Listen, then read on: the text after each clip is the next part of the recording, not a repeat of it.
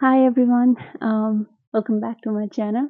Actually, I have to welcome myself to my channel now because I've been missing for I think more than a month now, um, because it was my final semester in my master's degree and I just finished my last exam yesterday, and I have my defense coming up next month, so quite a little busy right now. And yeah, I've not given time for video for now on. I'm just keeping it away and thinking about doing after I finish everything. But I just saw some comments on my videos, and it was kind of long. I will put it here. It was kind of long, so I thought maybe I should make a video about it instead of writing, because more people can get the answer if they have the same queries. So here we are. So Sandeep Pradhanji and Rosen Olivai has commented these questions. I will also post it on the side. And they have said, Sandeep Pradhanji has said, okay, I'll jump straight to the questions. So, what is the age limit to apply for studying in the US? As far as I know, I don't think there is a age limit. But what you should know is there is a price for any age limit. Like, for example, if you are coming for high school, then I think it will be very financially burdening, and you'll have to pay a lot of money for that. Because I know Bhai here, I think we have done a podcast. Not, I don't think we have actually done a podcast together. Um, I will put the link. And he came for like high school, and he mentioned that it's very financially hard to for the family, actually, not on yourself, of course, to come here that young, and also emotionally, of course. So yeah, and I think most of us try to apply for the US for undergrad or master's or PhD. So mostly things will be related to those age range. Second question is it better to apply for a PhD or a suitable master's course for the person who have already done master's in environmental science? If you are someone who already has master's in something and want to apply to US, but like having a dilemma whether you should come for a PhD or a master's, because most of us think that it's very hard to get a PhD here, so it will be easier to get a master's rather than a PhD. That's a myth actually. Sometimes um, for some professors or some universities, it might be hard to get a PhD rather than a master's, but I think I have realized that I used to think the same when I was in Nepal, that getting a PhD is very hard, or getting accepted for PhD is very hard, and getting a direct PhD is very hard. There is a way that you can get a direct PhD without any masters, from undergrad to PhD directly, getting accepted, and with the assistantship, and it's very very common here. You don't have to be extraordinarily talented for that. I may make a separate video on that. It's very interesting.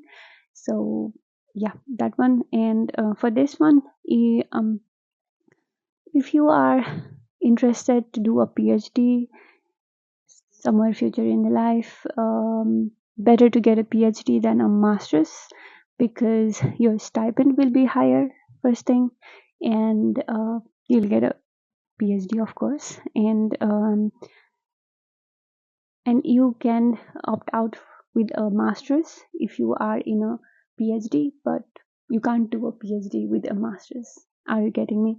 Like if you are here for a PhD and it's very hard for you, and then and at the time you can say that I just want to get my master's degree. I don't want to complete my PhD. You can do that. But when you are here for a master's, you can't say that I'll do PhD. You can say that, but like I think you get me, right? So yeah, better to apply for a PhD. If it's like if you are not getting response for the PhD, it's okay with the masters too. Anything's better. Um, and another question: is it possible to apply for any medical degree in masters with environmental science, biology? Oh, background. Okay. Um, so for the medical degree, I don't have much idea. But as far as I know, I think it is very expensive to get a medical degree here, and I think the scholarship opportunities are also very less rather than other departments or the programs. So I guess maybe you should stick to your background if you wanna really go for medical degree. You can look into it, but I don't think I am in the position to suggest um, this. So next question is, can we get research assistantship and be called there? यो टाइममा पढेको राम्रो कि research assistant मा आएको राम्रो? So I think you are a bit in confusion here, because research assistantship is not just a research assistant. He or she or anybody is a student who is also supporting a professor with their research, and the professor will support you with the tuition and provide a stipend. Maybe I should make a separate video, detailed video on like different types of assistantship and what is it actually. But yeah, for now, just remember that research assistantship is for students who wants to pursue research field. So if you are a research assistant, you will have to take classes. It's just normal student life with your research going on side by side, and you also get your tuition waived and monthly stipend for living expense. So yeah, that was all the questions for from Sandeep Pradhanji. We will jump to Rosan Oli Vai. So okay, so he has written, I'm trying to see the questions. Okay, so he has given his background. Miro, first of all, thank you so much, and I am very glad to read every comments that says like it's helping you guys. That's my main motive, and I feel very happy. Just letting you know that. And he has written, मेरो profile चाहिँ यस्तो छ, bachelor's bachelor's in mechanical engineering, 65.12% aggregate, plus 279.23 aggregate. Appeared for IELTS 3 years ago, got 7.5. Very nice. Not less than 7, of course. We'll try to reach 8 this time. Booked for IELTS for June. No publication or research.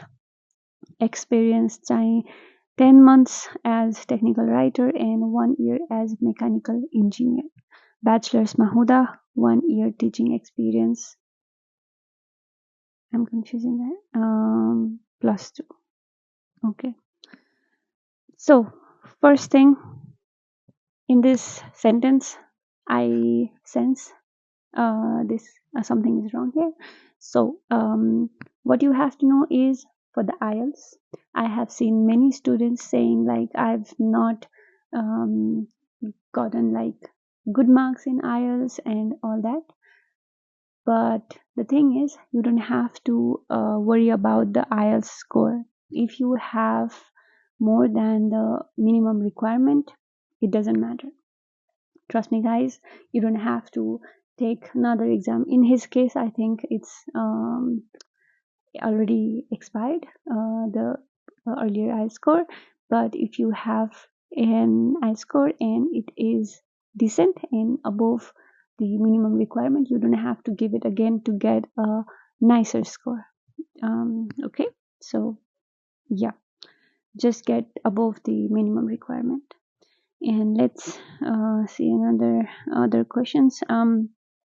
Engineering ma masters गर्नलाई GRE must function. Is that true? GRE is mostly a requirement in many universities by many professors in many programs.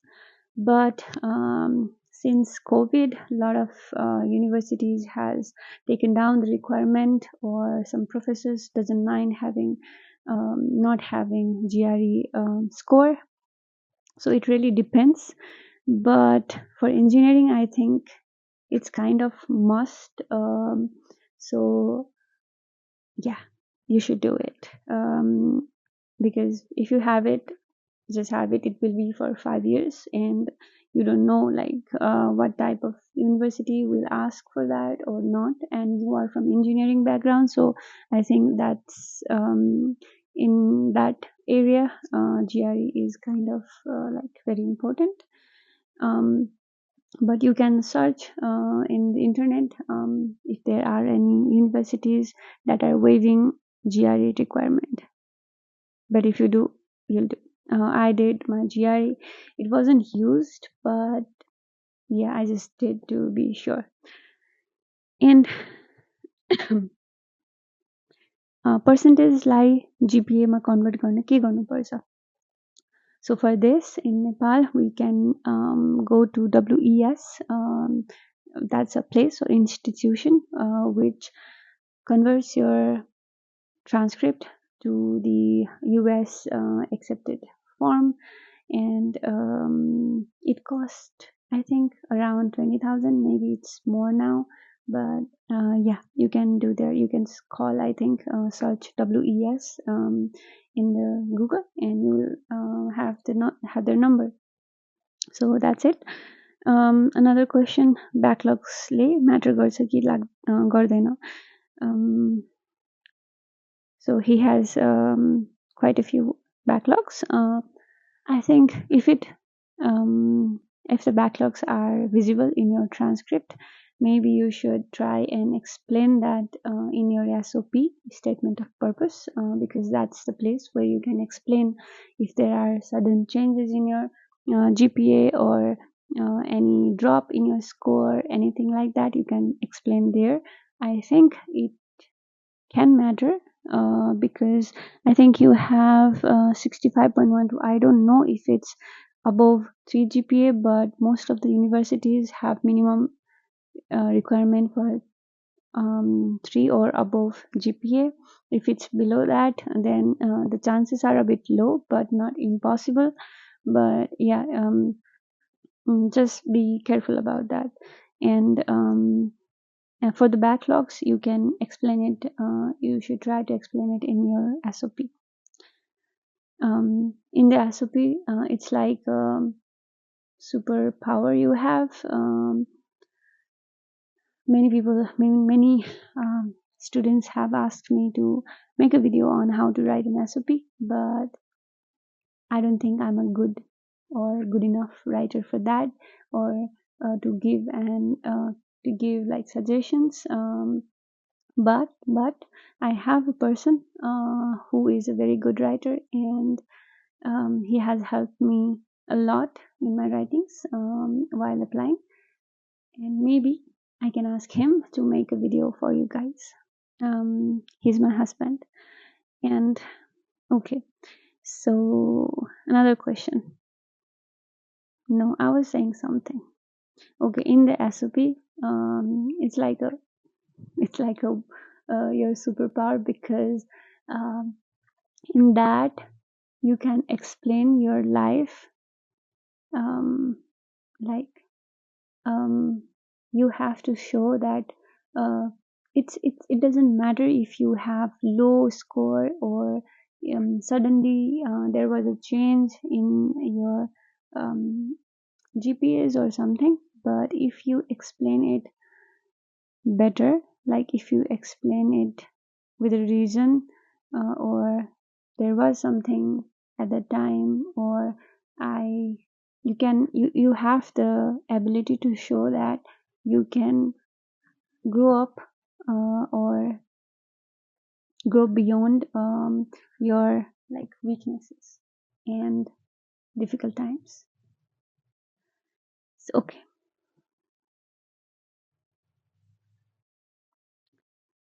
last, not the last, okay, the next question. RATA को लागि प्रोफेसरलाई mail गर्न IELTS र जिआरई हुनै पर्छ? तपाईँको भिडियोमा पर्दैन भन्नुभयो, फेरि अरूमा मेन्सन नै गर्नुभएको छैन। ओके, आरए र टिए को लागि मेलमा आइएल्स र GRE, it's not required to mention your IELTS score or GRE score while emailing professors, but you have to mention that you are thinking about taking the IELTS or GRE exam.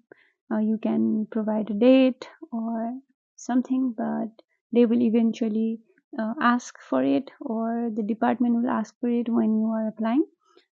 So yeah, you don't need the scores at that time. You can start emailing like in your last semester of your college, so it doesn't matter. And any tips or confusion के चाहिँ गर्न सक्छु profile improve गर्नलाई? ब्याचलर्समा percent राम्रो छैन, त्यही भएर कि आई सुडन्ट वेस्टमा युएसए एप्लाई गरेर अलरेडी 2 years लेट भइसके भनेर डिमोटिभेट भएको छु. So if you really want to give it a try, firstly, everyone who is applying for US, I think you should have it in mind or make a mindset that it's gonna take time. Like it needs your patience. It tests your patience. So you need that patience level within you when you are thinking about like applying to US.